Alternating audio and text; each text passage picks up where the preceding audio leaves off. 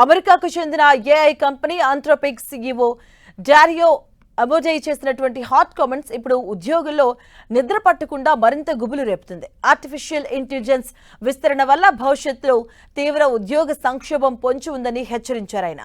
ముఖ్యంగా అన్ని రంగాల్లో ఎంట్రీ లెవెల్ వైట్ కాలర్ ఉద్యోగాలను ఏఐ భర్తీ చేయబోతుందన్నారు.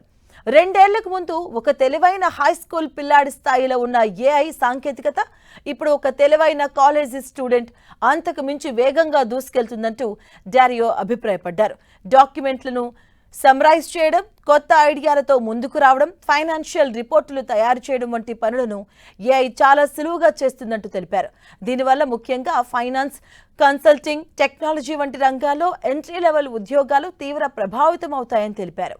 ఇక రాబోయే 1 నుంచి 5 ఏళ్లలోపే ఏఐ ప్రభావం మార్కెట్లో స్పష్టంగా కనిపించవచ్చని డారియో అంచనా వేశారు. దీనివల్ల తీవ్రమైన ఉద్యోగ సంక్షోభం చూడబోతున్నామని ఆందోళన వ్యక్తం చేశారు. చాలా మంది ఏఐ సంస్థల సీఈఓలు, ఇతర కంపెనీల అధినేతలు ఈ విషయంపై వ్యక్తిగతంగా ఆందోళన చెందుతున్నారని చెప్పారు.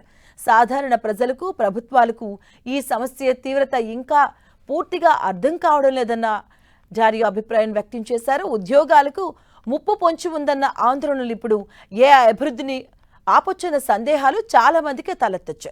దానిపై డారియో వివరణ ఇచ్చారు. అమెరికా, చైనా కంపెనీల మధ్య ప్రస్తుతం తీవ్రమైన పోటీ నెలకొంది.